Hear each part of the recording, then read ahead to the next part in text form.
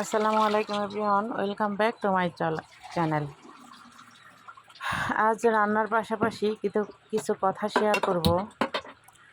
এই পৃথিবীতে আসছিও একা, যাইতেও হবে একা। মাঝখানে যতটুকু জীবন আমরা পেয়ে থাকি ততটুকু জীবন উপভোগ করার জন্য, সহ্য করার জন্য, সব কিছু মানিয়ে চলার জন্য এবং আল্লাহর ইবাদত করার জন্য। আমরা কি আল্লাহর ইবাদত করি? আমাদের এই দুনিয়াতে 7 বছরের, 5 বছরের, 3 বছরের, 9 বছরের বাচ্চাদেরকেও যেখানে নির্যাতনের শিকার হতে হয়, সেখানে আমরা কেমন জীবনযাপন করি? আল্লাহর কাছে বলতে হয় যে, আল্লাহ, তুমি আমাদের শেষ নবীর উম্মত বানিয়েছো, শুকরিয়া, আলহামদুলিল্লাহ, আলহামদুলিল্লাহ, আলহামদুলিল্লাহ। কিন্তু এ কেমন জীবন, এ কেমন দুনিয়া, যেখানে ছোট ছোট বাচ্চারা রেহাই পায় না, মাদ্রাসার ছেলেরাও রেহাই পায় না। কেমন দুনিয়া আল্লাহ? কেমন আমাদের বাংলাদেশ? না আমাদের বাংলাদেশই শুধু এরকম, নাকি অন্য কোনো দেশেও এরকম আছে?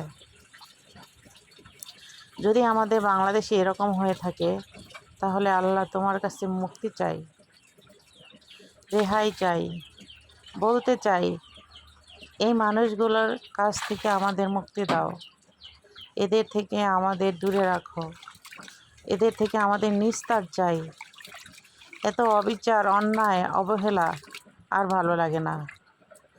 আমরা মেয়ে মানুষ হয়ে জন্মেছি বলে এতই টর্চার, এতই নির্যাতন। মানুষের বিবেক বলতে কিছুই নাই। একটা পুরুষ মানুষ একটা পশুর সমান। স্ত্রীর প্রতি যেমন অনাচার, অবিচার, তেমনি বাইরের বাচ্চারাও রেহাই পাচ্ছে না। কেমন দুনিয়া আল্লাহ? আমরা সবাই আল্লাহর কাছে হাত জোর করে, হাত পেতে আল্লাহর কাছে দোয়া করব, আল্লাহ যেন সবার সন্তানদেরকে হেফাজত করেন, আল্লাহ সবার সন্তানদেরকে রেহাই দেন। এমন নির্যাতনের শিকার যেন কোনো বাচ্চাদের না হতে হয়, এমন বর্বরতার শিকার যেন কোনো বাচ্চাদের না হতে হয়, কোনো সন্তানদের না হতে হয়। হে আল্লাহ, হে মাবুদ, সবার সন্তানদের রক্ষা করো। যে মায়ের সন্তান এরকম নির্যাতনের শিকার হয়েছে, হোক সে অন্যের সন্তান, আমার সন্তানের জন্য আগামীতে কি অপেক্ষা করছে আমরা জানি না। সবার কাছে অনুরোধ করছি, সবাই 5 ওয়াক্ত নামাজ আদায় করে আল্লাহর কাছে ক্ষমা চাইবেন এবং বলবেন সবার বাচ্চাদের যেন আল্লাহ রক্ষা করে, নির্যাতনের হাত থেকে রক্ষা করে।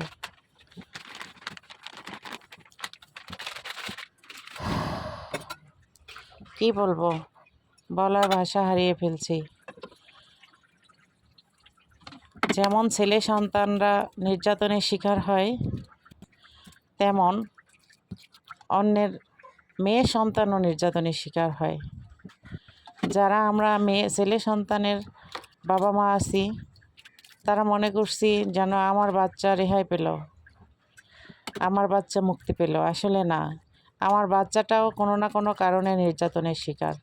অনেক সময় দেখি পেটের মধ্যে বাতাস ঢুকিয়ে বাচ্চাদের নির্যাতন করা হয়। এ কেমন টর্চার, এ কেমন নির্যাতন? এটা কি কোনো মজার বিষয়?